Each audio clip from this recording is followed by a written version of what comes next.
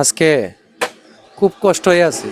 কষ্টটা কি তা জানেন? মানুষ বলে না যে কোনো কোনো সময় দেখা গেছে কি মাইনকার সিফাই পড়ে যাওয়ার লাগে, এরকম পরিস্থিতি আয়সা দাঁড়ায়।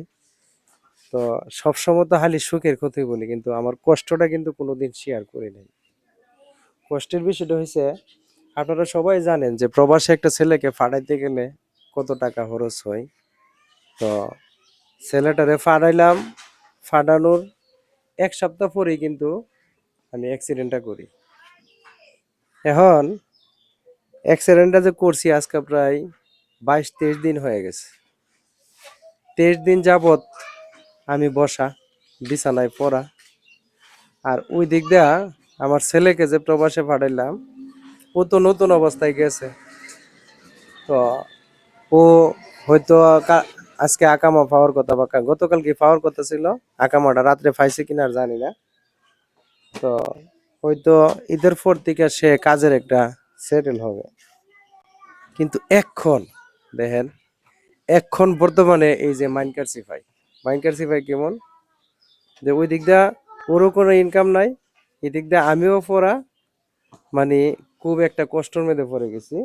আর যখন আমি অ্যাক্সিডেন্টটা করছিলাম, এই যে দেখেন, আমি দেখাইতেছি, সরো বালা করে মুচ্ছা দো, জি বালা করে মুচ্ছা দো। এই যে দেখেন, এগুলা বাইঙ্গিয়া একবার অবস্থা খারাপ হয়ে গেছে গাড়ি, কিন্তু ওই যে ঘরে ডুহাইছি না, আর কিন্তু বাইর করি নাই। এখন বাইর করলাম, চেষ্টা করতেছি যে গাড়ি লিয়ে এখন আমি ফার্মেসিতে যাব। মানে কতটুকু কষ্ট থাকলে, মানে এই 22-23 দিনে যে হাত ভাঙছে, এখন ফার্মেসিতে যাওয়ার জন্য চিন্তা ভাবনা নিচ্ছি। তো যাই হোক, আমার জন্য দোয়া করবেন।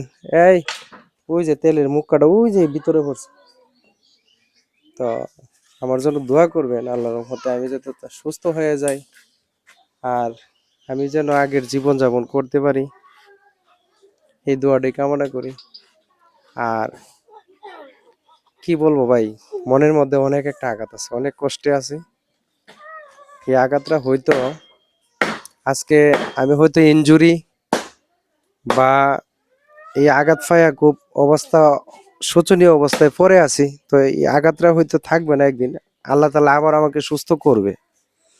কিন্তু এই অসুস্থ অবস্থায়, মানে যে ধরনের আচরণ আমি পাইছি, যে ধরনের মানুষের থেকে ব্যবহার পাইছি, আপনজনের কাছ থেকে, এগুলা চিরদিন মনে থাকবে, চিরদিন মনে থাকবে এগুলা। তো প্রিয় বন্ধুরা, তো সবাইকে ধন্যবাদ, সবাই ভালো থাকুন। আসসালামু আলাইকুম।